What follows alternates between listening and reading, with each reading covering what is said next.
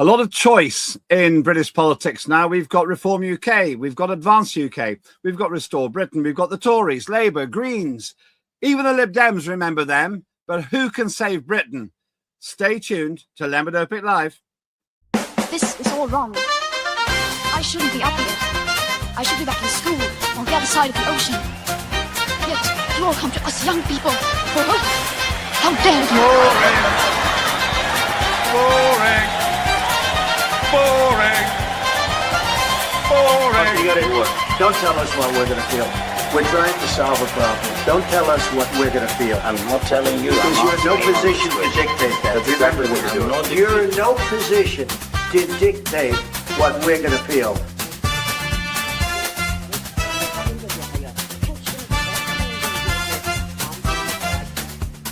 I call again for an immediate ceasefire in Gaza, the return of the sausages, the hostages. Welcome once again. I'm Lembit Öpik here on Lembit Öpik Live on Unprecedented TV. And please, I know I say this every time, do like and subscribe. It'll take you 30 seconds, costs you nothing, but it will be a treasure trove of wisdom and opinions that hopefully you like. Today, we're going to discuss the rather big smorgasbord of political choices you have in any upcoming election, as well as the old legacy parties, of which I was once a member. That was the Lib Dems. We got the Tories, Labour. Apparently, they're still in power. We've got Greens, Reform UK. That's Farage's lot. We've got Advance UK, Ben Habib. And we've got Restore Britain, Rupert Lowe. Some of those started at the same place, but branched out. Why? Well, that's an interesting question we're going to try to answer with my special guest today. The big question I think we all have to answer is who to vote for and who can save Britain, who can restore Britain, if you like. Well, that's what we're going to look at. Some people say it's obviously Reform UK, but they didn't win in their Philly by-election not long ago in Wales, and they failed to win in the Gorton and Denton by-election. That's near Manchester, where strangely the Greens took that particular one with a rather dodgy, in my view, campaign.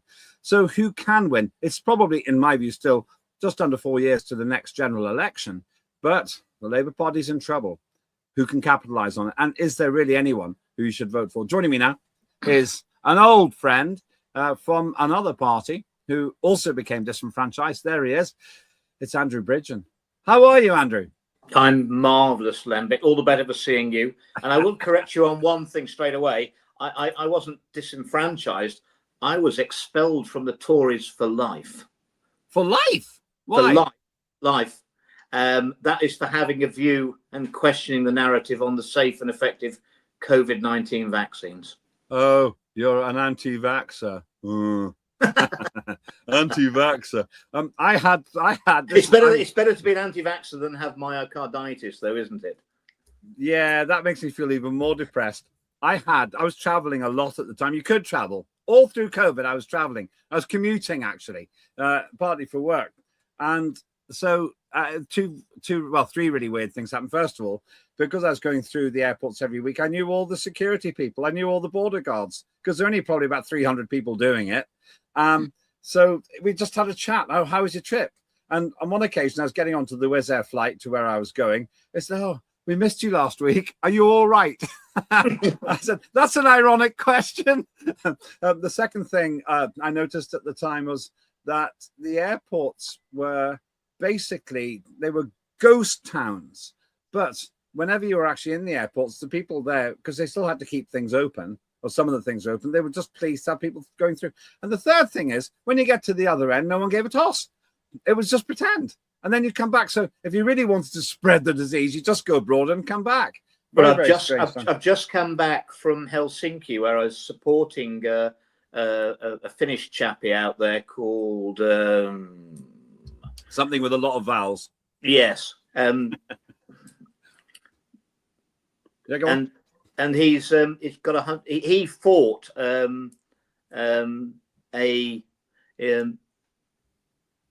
not having a vaccine pass. He was charged with not having a vaccine pass, going into a coffee shop for a croissant and a coffee during the lockdowns in Helsinki.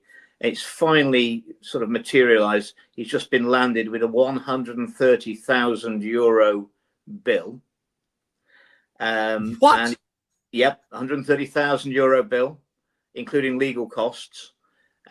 We filmed outside the scene of the crime, the coffee shop in Helsinki, and we were doing some fundraising for him to try and. But he's going to the European Courts of Human Rights in 2 weeks' time to try and clear himself. How infected was that croissant? I don't know, but I mean, as I pointed out, that was a pandemic with a disease with a 99.8% survival rate, where the average age of death from it was 83. He's considerably younger than that. On the basis of positive cases were on a PCR test where 85% of the results were incorrect, to take a vaccine that was neither safe nor effective. I mean, I think he was enlightened. You don't speak Finnish, though, do you?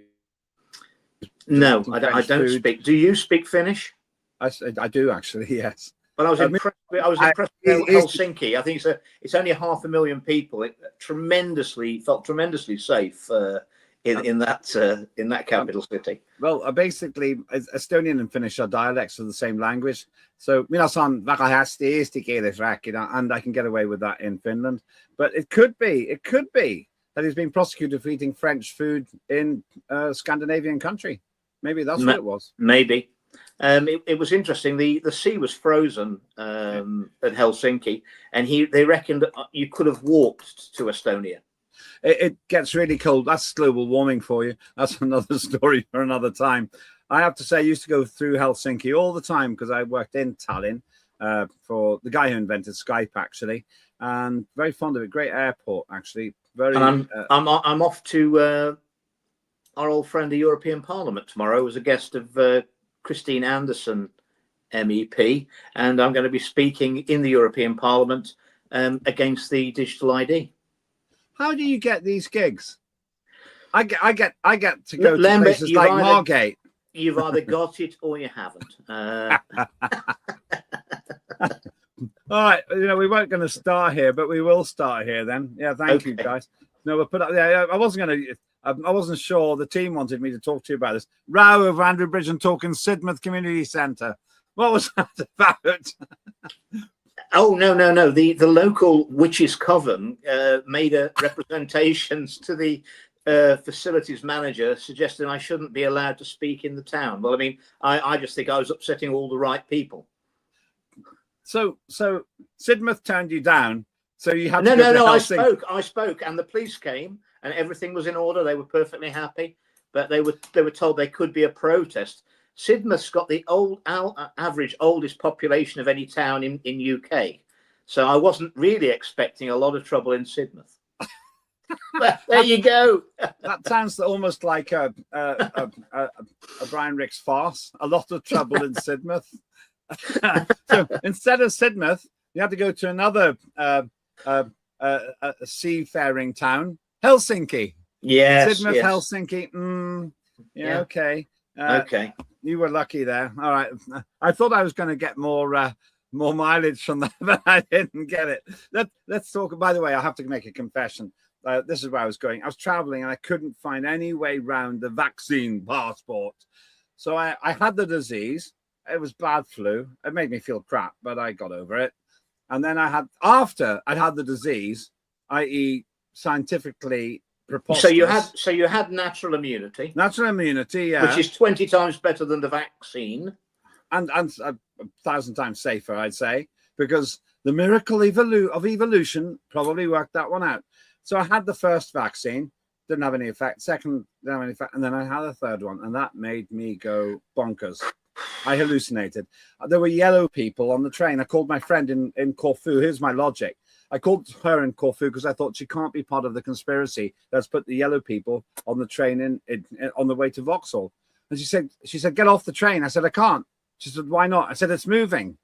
She said, when it stops. And I was literally away. And I've actually had rather serious health problems as a result of that. So I salute you, I admire you, and I feel ashamed. I've got Russian friends. I got friends from places like Turkey and actually Bulgaria said, don't take the vaccine because they didn't. And obviously in Sweden. and they were right and I was wrong. As you know, Andrew, the death rate is directly proportional not to the disease but the number of vaccines you've had. Yes, there was a great paper I saw from the University of Western Norway Institute of Science and Technology. And I met the professor that wrote it, and he calculated that for every 1% of your population that were vaccinated in 2021, there was a corresponding 0.1% increase in absolute mortality in 2022. That is huge. And I said, when is it going to get peer reviewed, your paper? And he laughed and he said, no one's going to peer review it. He said, there's nothing wrong with the maths and everyone will lose their funding if they peer review it. So he said, it'll never get peer reviewed. He said, but believe me, he said, the maths is correct. So people died because of the vaccine rather more than because of the disease. Well, after any pandemic, if people have died in a pandemic, sadly, before their time, if they might have lived another 6 or 12 months or 18 months longer, you would expect a period after the pandemic when you have less than expected deaths. Well, that didn't happen. We just kept having higher than expected deaths. And as a result of my debates in Parliament, the Office of National Statistics then rebased the expected deaths up to get rid of most of the excess deaths. It hasn't dropped the number of deaths at all. Australia did the same. Lots of places have done it, but it hasn't changed the numbers. The numbers have never gone back down.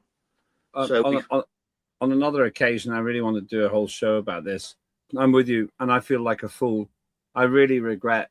Well, we were all. I took 2. Don't feel so bad. They got me. I took 2 AstraZeneca. Second one hurt me. First one, no effect whatsoever. I have blood pressure problems. That's what happened to me. Well, I've got autoimmune problems. At 57, I suddenly thought I've got a really bad cold in July, and then realised I got hay fever for the first time in my life after the second shot. I then came out in hives all over my body for 6 months. They're all autoimmune problems that my body can normally cope with, but they couldn't. And I also got food allergies, which I've never had before, which was horrific. So all of that leads me to believe that I damaged my own immune system by taking that vaccine. But what I will say is that as time's gone on, and I haven't taken any more, all those symptoms have calmed down, and I don't get any of those things really much anymore. I have a fairly healthy diet. I do more exercise now. That seems to have helped. But the truth is, this is hopefully interesting to viewers, but the truth is that I only took them to get the vaccine passport. I didn't ever take it because I thought it was worth it for the health. I didn't think it would do me any harm, Andrew. That's the thing. No, I didn't imagine they were damaging. I didn't think they'd do that to us, but they did. And the main topic that we're going to talk about today, about the choice on the right of politics, I mean, it's coloured by my own experience. And obviously that people will say that I destroyed my own political career on the hill of vaccine harms and excess deaths. Well, obviously, I'm not a big fan of Kemi Badenoch of the Tories. I'm banned for life from the Conservative Party for having a view and asking questions about the safety and efficacy of a novel treatment. And so that's a bit of a no-no for me. I know there's lots of Conservative MPs who told me privately that they were vaccine harmed and they wouldn't take any more, but none of them would speak out to stop them being extended to small babies. And that isn't what I got in Parliament for. And I did stop the government doing it, and I did it on my own, but at some cost. So the Tories are a complete no-no, and I think it's all over for. I mean, they got 2% in Gorton and Denton. Yeah, we just seamlessly from that. Well, I'll come to that in a minute. And also, you've got to bear in mind that Gorton and Denton was brought about by the resignation of Andrew Gwynn, MP. Before you do that, this is about Kemi Badenoch there, or Badenoch. I've never known whether it's Badenoch or Badenoch. How does she say I think I call her Kemi Badenoch. I think she's getting better, though. I think she's improving. Yeah, but I mean, it's all relative, isn't it? I mean, from a very low base. From a very low base, there wasn't really anywhere to go down to, was there? And no one's really interested. At 2%, and the Gorton and Denton by-election was caused by the retirement due to ill health of Andrew Gwynn, who stood up in the chamber of the House of Commons on numerous occasions when I was there and said that I'm suffering from long COVID. And long COVID. Long COVID. There is no such thing as long COVID. It's the vast majority of is vaccine harms. So the vaccine caused that by-election. That's incredible. Yes, that's 100%. I'm sure that Keir Starmer was delighted by that. Hang on. So, just what do they mean by long COVID? I've never completely understood. Well, that's the phase. It is actually the symptom. It's the symptoms of vaccine harm. So that's what it really is. That's what it really is. Yes, and I've actually had a member of staff who, despite my protestations, I had a parliamentary member of staff who kept taking the vaccines and the boosters, and they made her really ill. I mean, they kept telling her she's got long COVID and telling her to take more of the boosters. How old was she? She was in her 40s. Wow, that's way too young to suffer that kind of thing. That's shocking. I have to say that also. Well, okay. I mean, we've talked a lot about vaccines now and so on. You mentioned, and I promise, was here on Unprecedented TV. We want to talk about it. People don't have to agree, but they have to hear the information. And there are certain facts, certain statistics, and you mentioned some of those now.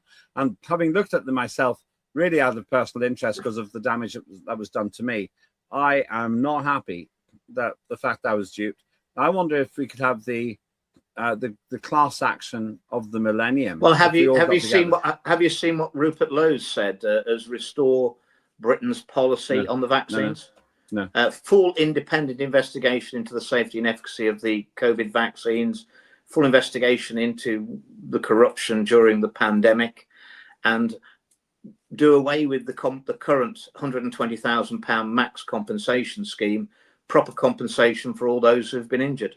What I'll also be urging him to move on to as well is that all the doctors, the university lecturers, the scientists who spoke out and raised concerns, asked questions about the safety and efficacy, who lost their positions, they should be reinstated with compensation. People like Dr. David Cartland, who's lost everything for just asking questions about why are we vaccinating these people.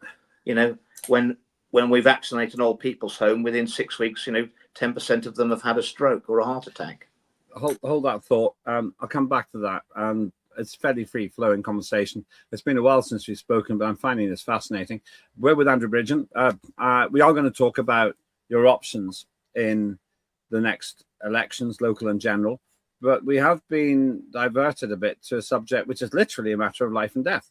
And this is the great thing about having a station where we're allowed to have free speech. I promise, Andrew, and I promise you, we're going to have a full conversation and full discussion about this, the implications of COVID to you and me and everyone else. And I'm very interested in the question of compensation too. Before we go any further, though, let's remember there's some other great shows here on Unprecedented TV, including, of course, Tim Scott Uncancelled, where he finds the stories you may not have noticed because he's buying the papers so you don't have to.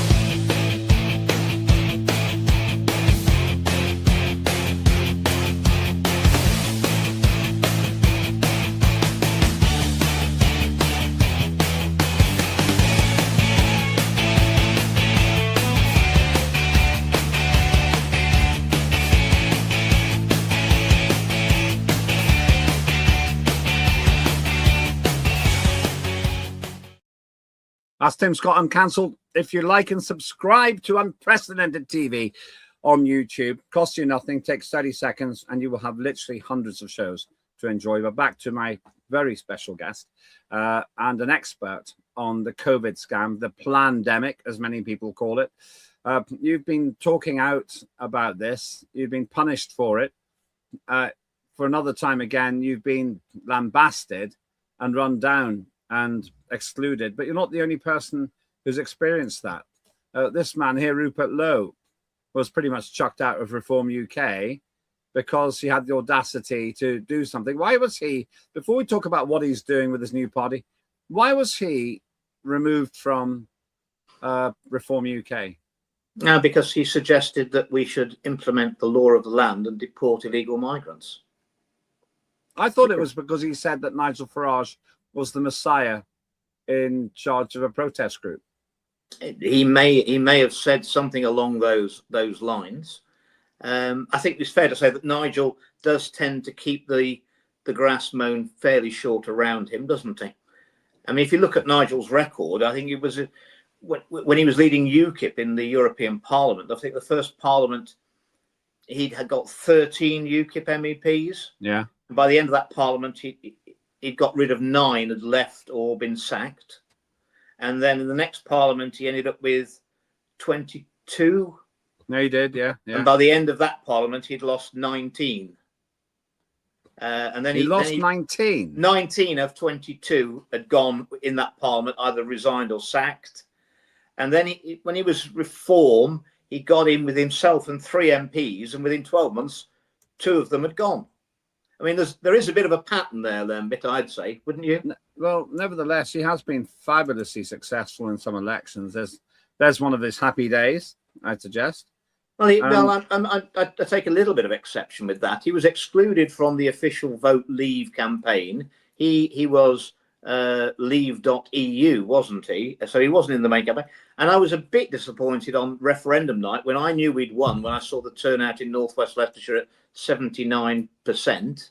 And I was travelling down to London for the celebrations, and Nigel conceded the referendum that we'd lost before the votes had been counted. He did do that. He did do that, didn't he? And that was not his finest hour, I'd have said. I won some money that night, actually, on the leave. 7-1. I got 7-1. 7-1 after the vote poll had closed. Amazing. I can't remember when exactly it was, but well, I think it was 7-1. Or am I just airbrushing history here? I think I've known Nigel for at least 12 years. Yeah. And obviously, from my perspective, when I'd run out of MPs to stand up against the vaccines in early 2023, I actually was so desperate, I went to see Nigel. And I met Nigel in a pub in Mayfair with Aaron Banks.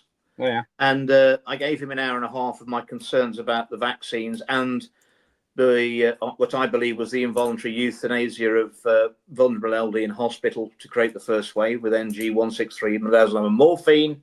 And after an hour and a half of that, Aaron Banks told me that he didn't see vaccine harms as a political issue. No one's interested. And Nigel said at the end, when I pressed him, he said, "I'm not speaking about the vaccines, Andrew. And if you know what's good for you, you won't either." So he knew, and he wouldn't stand with me to protect people from these experimental vaccines. And that's 100% the truth. So go ahead. I also warned him at the time about the European Defence and Securities Union that both the Tories and Labour were looking to take us into, and that Starmer signed us up to a month after the election in 2024, which would give the European Union full control of our defence industry supplies, ultimately give them some control of our Army, Navy, Air Force, MI5, MI6, GCHQ, our nuclear deterrent, and our local police force. That's the only deal that was available. And Nigel told me that we don't talk about Brexit anymore, Andrew. Brexit's done as far as we're concerned. So at that point, I knew that Nigel was completely controlled opposition. I've known Nigel for even longer than you. I like him as a person a lot. Yeah, he's great fun. I liked Boris Johnson, but doesn't mean he should be allowed anywhere near any position of responsibility for anybody else. Well, I got the chance to do this every day, and you don't. So I'd really be more interested in hearing what you say than what I have to say. I want to talk about these three, and we've been skirting around it. By the way, I promise you we'll come back to COVID. Fascinating first half of the show, by the way. And I'm aligned from lived experience and almost nearly died experience. I'm sure you're right. How come it's so rare? These side effects are so rare, but everybody's had them or knows someone who's had them. Yeah. But they're very rare, aren't they? Rare. No, it's very rare to be allowed to talk about them. Otherwise, we'll be banged up like Lucy Connolly for hurty words against injections. This is so bad. And actually, my team are going to scream at me for this. I'm just going to say one more thing. If it was so dangerous, how come Boris had all the parties in Downing Street? And how come one of the lead advisors, medical advisors, was having hanky-panky with somebody not in his family all the way through? And then it was party time. It's better than that, Lembit. I've got to NHS staff who've come to me and said that in April 2020, when supposedly Boris was dying of COVID at one stage, that he checked into the hospital. Was it St. Thomas's? It was St. Thomas's, and he checked out that night and came back 6 days later. He didn't have COVID. And Are you sure? And he absolutely, the top doctor told me, he said everybody in the NHS knows. Everybody knows. Wow. And it's interesting that the two nurses that supposedly he thanked for looking after him, neither were UK nationals, and he would have had much more than two nurses in 6 days on 24-hour shifts, wouldn't they? Much more. And neither of them were in the NHS 3 months after that. They just disappeared, and you can't find them. The two nurses he thanks. So, and there's no way. Only two successful deportations they would never, Tory history. You give them a lot of money and they go. And of course, they wouldn't have been having those parties. And I got to a civil servant who was in number 10 during the lockdowns, who was diligent and wrote an email to his boss. And he said, don't you think we ought to socially distance and mask during, we've put these restrictions on everyone else? And the answer he got back was from his boss was, well, we've checked it out with the scientists and none of it works. But when you leave the building, because the cameras are outside, will you please put on your mask and socially distance? That's what he got. And they knew all the way along that all those measures were useless and there wasn't really a pandemic that was going to kill Granny. Well, yeah, my mum passed away during that time. She was 81. And the NHS decided that it was her time. They said, she's rallying now. She's getting better. She's pleased to see you and your sister, Mr. Öpik, but she's going to die. Well, now, yes. I could have been angry about it, but she also felt that it was her time to go. She was quite a spiritual lady. And for 2 weeks, we said our goodbyes. And the night before she died, she more or less said, I won't go into the details because it'll make me upset. She said, I'm kind of going to check out now. I've had my time. But it wasn't about COVID. Now, if COVID was really a dangerous thing, they could have got her, but it didn't. And I have to say, I'm grateful because I felt, it was like an agreement between her and the hospital that it was her time to check out. But what I saw there really worried me when I was going into the hospital, because frankly, if it was so dangerous, there's massive potential for cross-infection in every hospital. Well, of course, the hospitals were cleared out of vulnerable elderly to make way for the expected first wave of COVID patients who never materialised. Yeah, well, they didn't, and the Nightingale hospitals and all that. Okay, I'm sorry. Right, let's get on with the meat. Let's talk about this. Right, you got Ben Habib and we got Rupert Lowe, but this is we saw Kemi Badenoch before. This is what I really wanted to talk to you about. And that's because you said that Kemi Badenoch basically is somebody who's never going to have you back. I have to say, I think she's performing more effectively now, just literally from an objective, professional public speaking trainer point of view. But she's got all of these people snapping at her feet. You mentioned Nigel Farage, and I understand. Well, look at. I mean, if you couldn't have a pop in the chamber at Keir Starmer, I mean, he does give you plenty of ammunition, doesn't he? Oh yeah, you're not short of ammunition. It's not as if you'd only have one attack line. He wouldn't know what attack line you're going to come in on because there's so much ammunition you could fire at him every week, isn't there? Well, Keir Starmer's just. I mean, look at him. I mean, well, I knew him for 9 years. 9 years. You did. I mean, what did you make of him? Let's talk about him first. Well, then we'll talk about what's happening on the right. I think he reminded me in some ways of David Cameron. He was clearly a man very uncomfortable to have personal conversations with anybody, and that always tells me that they've got so much to hide. And I mean, he's completely compromised from his time at the CPS. I know a lot more about that than I can probably tell you on this program, but a lot of it involves corruption and financial crime as well as. We've only got one lawyer Sorry. Well, he's fully busy if I'm on, and obviously there's a lot of questions around his willingness to prosecute certain paedophiles, which, in light of the Epstein disclosures, it raises questions. How was it that he didn't notice that Jimmy Savile was doing what he was doing while he was head of the Crown Prosecution Service? And by the way, I think you and I are entitled to talk about this because he brags about being head of the CPS. So we're simply responding to his own bragging. I think he had I think 4 victims at the same time from one county, one policing area, who'd come forward, and then he came back and said there was insufficient evidence to investigate. There you are. I look forward to seeing the conclusion of what those 3 handsome young Ukrainian gentlemen how long were you an MP for, Lembit? I was there for 13 years. I was there for 14 years and a bit. Okay, you win, all right. But that was a councillor for 5 years before that. How many rent boys tried to commit arson against your personal property in that time? Less than one that I know of. I mean, exactly the same for me. I just never had that occurrence. But we don't know that these gentlemen are rent boys. We can't say they're rent boys. They were Ukrainian-born, handsome young men. We can say that. Okay, and alleged rent boys. No, I'm not alleging. I can't.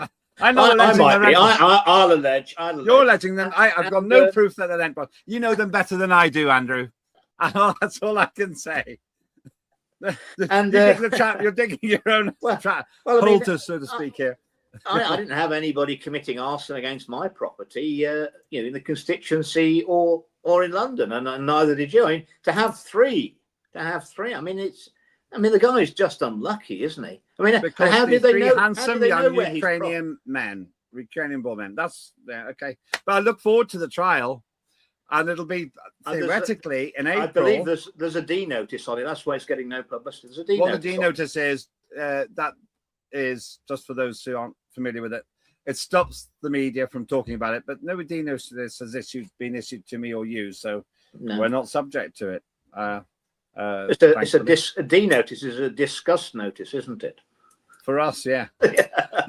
Let's talk about these guys then. So we've got Ben Habib, Nigel Farage, Rupert Lowe. Brief history there. Nigel Farage, Reform UK, leading in the polls, leading in over 100 polls in a row. Absolutely. Nationally. But there's no doubt. I mean, you've got to admit it to the man. That's a pretty big achievement. It's a pretty big achievement.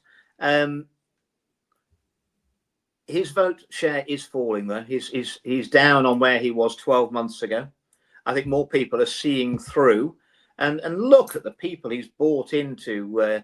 He's just bringing all the Tory retreads in, isn't he?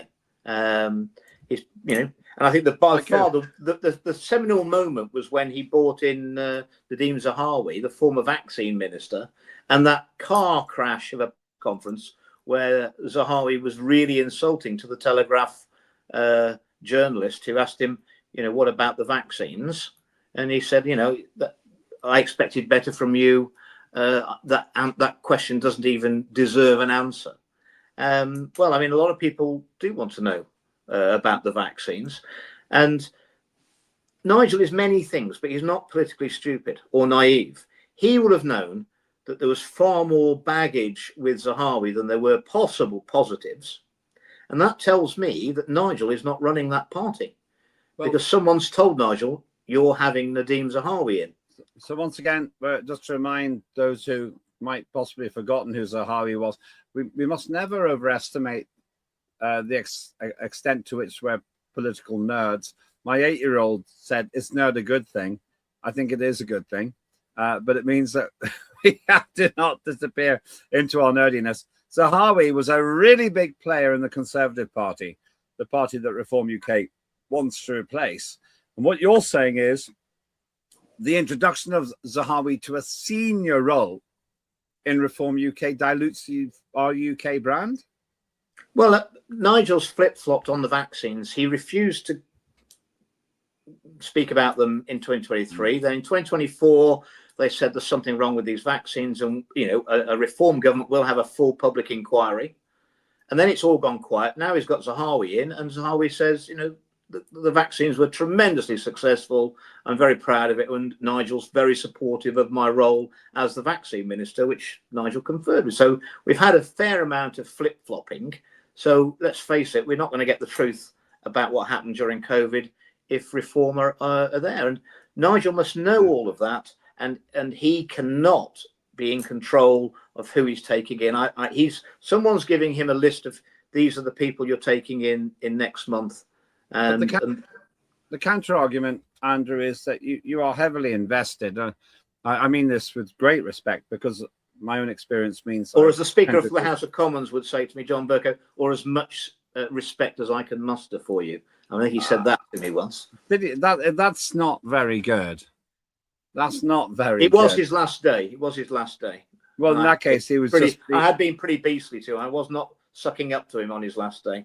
That was when I told him that to the fag end of your tenure in that chair, Mr. Speaker, you continue to defend the indefensible and your very close relationship with the honourable member in question by the Standards Committee. That was Mr. Vaz.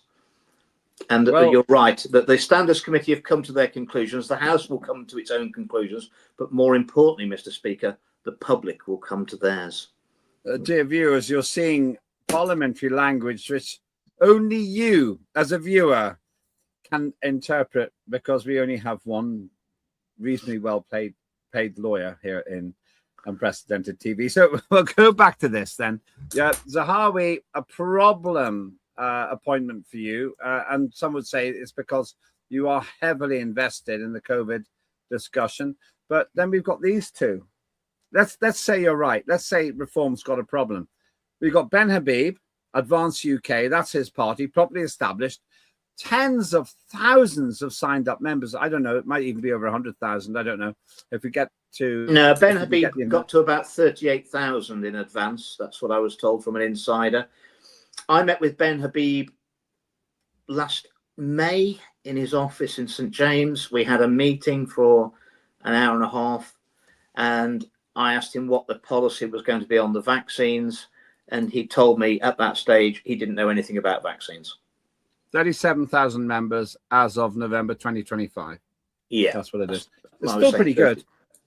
Now, yeah. Ben Habib strikes me. I know him. And he, so I didn't join.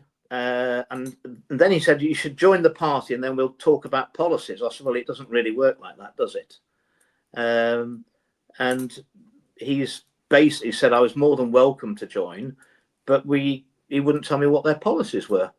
And so I said, that's not going to work for me. So I didn't join. I find Ben, I find him really intelligent. I think he's a very successful, self-made man. No one can say he was born with a silver spoon in his mouth and he just lived off the asset. And I actually find him stimulating to talk about in terms of policies. You don't feel that? He'd never discussed policy with me. Okay. Howard Cox tried to broker a meeting about... Howard Cox, the head of Fairfield UK. Yeah. Excellent guy. I've known him for, 16 years, I think.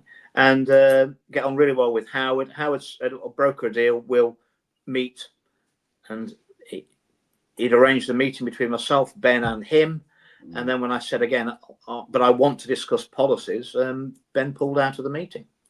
And that makes me tremendously suspicious. If a politician can't talk about their policies, then I feel I'm probably going to be disappointed. He probably didn't think I'd like what I was going to hear from him. And so I just sat on the sidelines. Of course, the original plan was that Rupert was going to, I believe, take over, be leading the party, Advance. And obviously, Rupert and Ben had a bit of a spat over something. Well, let's talk about the right then. Let's go to the right in that picture. Well, what I say about Ben now is he said when Rupert launched Restore UK, and I think it's been amazing, 100,000 members in a fortnight, and polling about 10% in the polls. Is it Restore Britain, isn't it? Restore Britain. Restore Britain. Yeah. This is one of the problems. You said Restore UK and Advance UK. Restore. It's actually quite difficult. And also Reform, Restore. it's a crowded market because all three of the parties seem to be aiming for the right area. But before we talk about of course, you've got the one that everyone writes off is of course the character Lawrence Fox and Reclaim. whatever, are they still going? Goodness no, I don't think they ever really got going. So why are you promoting them then? I'm not. I'm merely commenting that they're all very similar names. Well, let's talk about the Heritage Party. My friend, Mr. Curtin, David Curtin runs that. David Curtin's come out and attacked Rupert. I think they all see Rupert and Restore Britain as an existential threat to them. So let's talk about Rupert. And Ben said he wanted to, when Rupert announced his new party he was forming, I mean, what people don't realise is Ben initially put an attack video out for about half an hour, then deleted it off the internet, then said that he was really pleased that Rupert had done all this, which is a bit of a contradiction what he said before, and that they wanted to merge. And then when Rupert didn't pick up on the merger, then he came back out with the attack videos and attacks. But why wouldn't he want to merge? I don't think there's much in the structure of Advance that Rupert wanted. But it seems to me, obviously, let's not pretend. You and I have the privilege of knowing these people personally, and I don't want to play this game. Who was that idiot? Well, if you're talking about an idiot in the House of Commons, you'll have to be more specific than that. No, okay, I'll be specific. When Yvette Cooper was interviewed by her own husband, Balls, on television, and they didn't say we should declare an interest here. These two sleep together. They didn't say this. More important than that, though, Ed Balls didn't declare that he's a member of the Committee of 300. Tell people what the Committee of 300 is, because that sounds like something to do with the Spartans. The Committee of 300 is one of the influential committees that sit under the World Economic Forum. So you've got the Committee of 300, you've got the Trilateral Commission, which both Epstein and Keir Starmer were members of. The one that they never produce any minutes of their meetings and never disclose what they discuss. Hang on, so Epstein and Starmer were on the same committee. They were both members, not at the same time, but you never leave. You never leave. It's not because no one after they've left, they don't spill the beans about what they were talking about. So it's a bit like MI5 or MI6. You don't have such a thing as a former member of MI5. I mean, these are the globalist tools of control. So let's get to this. The time's gone so fast. We spent half of the show talking about COVID, but we have to do this again as well if you're willing. We've got Ben Habib. If your viewers are willing. If my viewers are willing. Oh, you want to introduce democracy to unprecedented TV? La-di-da, hark at you. How much can you put into the? By the way, if you do want to sponsor the station, give me a call. I'm not going to finish that sentence. The bottom line here is we got Rupert Lowe challenging the Tory and the Reform UK vote. We got Ben Habib challenging the Tory and the Reform UK vote. Why can't they work together? I think what we'll have to see is, I'm afraid, I think that Advance UK will wither on the vine, and that there will be a mass defection to Restore Britain, and it will be a fight till the next election. What do you mean by that? You have to explain that in terms of. I think members of Advance will defect to Restore Britain. That's what you mean. Okay. I think there's a lot of Reform councillors, elected councillors, who will defect in the next few weeks, and you might think I've got inside information to. Well, I do think you've got inside information. Restore Britain. I think that's going to happen, and I think Nigel will move his position on deportations. But I mean, you want to politically, and I hope you'll agree with me on this. The UK, we're in a dire position. I think We're in the last chance saloon at 5 minutes to closing. We can't have any more false dawns. We've got to choose someone who's actually going to deliver. But the thing is, okay, I say but, that's a bad way to start a sentence. My concern is Ben Habib, really smart guy, 37,000 people who've been willing to pay something. That's not bad. Rupert Lowe, smart guy, hasn't got his party sorted out yet. No. Both have been spawned from the Reform UK tree. Now, I'm just wondering, I haven't got an angle on the answer. I'm really interested in what you have to say here. Should all three of those just settle their differences and say, if we don't do this, we're going to end up with an absolute mess after the next general election?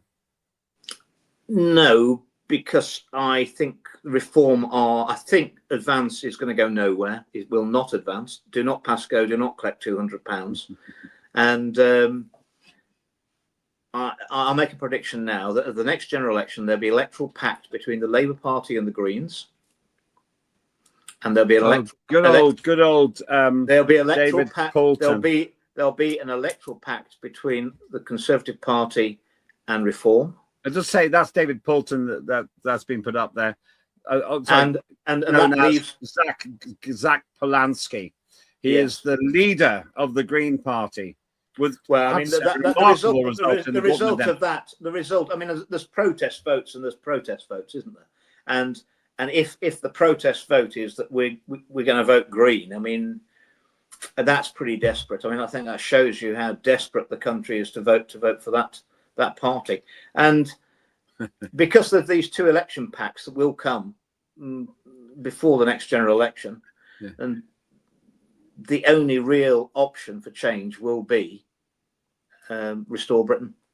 And if he's picked up 100,000 members in 2 weeks, I mean, where's that party going to be in 6 months' time? And I think it's going to be, I think in 6 months' time it could have more members than any other political movement in the UK.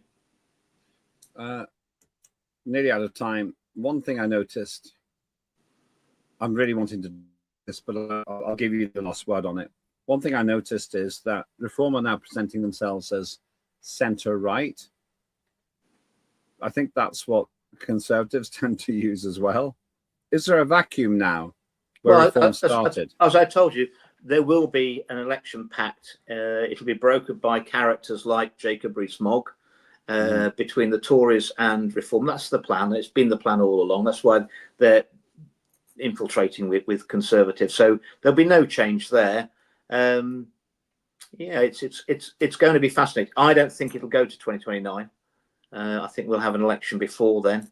And indeed, I predicted that if Restore Britain really gets motoring, what's to stop Starmer's controllers forcing him to commit Harry-Carry to get the next political Harry-Carry to get the Reform bandwagon in before it gets overtaken by Restore Britain? Don't think that couldn't happen. We could have another baton handover to the other wing of the Uni Party, just as Sunak signed the suicide note of the Conservative Party by calling that snap election when the polling was absolutely dire. And I never saw a man look so happy as when he lost that election and delivered Keir Starmer a massive majority of 60-odd% of the MPs with 32% of the vote. If only I had the ability to do that myself. I'll talk to you after the show ends. I've got 2 questions I've got to ask. We can't broadcast them tonight, though. Big thank you, though, to Andrew Bridgen there. I'll just add one thing. We have a crowded market. We have parties vying for position. Andrew Bridgen says that Restore Britain could come up the centre or maybe up the right, as he says. Well, can I just make one point, Lembit? We're currently, you say it's a crowded field, but we're currently in a situation where 40% of the people have given up on politics and don't vote. It's quite possible for a party to win an election without having to take anybody's votes if you could just attract the people who've already lost interest and get them to come back. Nicely put. And that was the party political broadcast on behalf of Rupert Lowe's Restore Britain. Yeah, and actually that's an interesting point. We will definitely come back to that, and separately, I promise, Andrew, we'll do a whole show on COVID. Thanks so much for watching. My view is things are in massive flux at the moment, made even more complicated by the fact that the special relationship between the United Kingdom and America seems to be in tatters. Please do like and subscribe to @Unprecedented TV on YouTube, and I'd like to have a special relationship with you as a viewer. We will be ruthless with facts and gracious with views. That's what we're all about here. I'm Lembit Öpik. That was Lembit Öpik Live. Thanks so much for watching.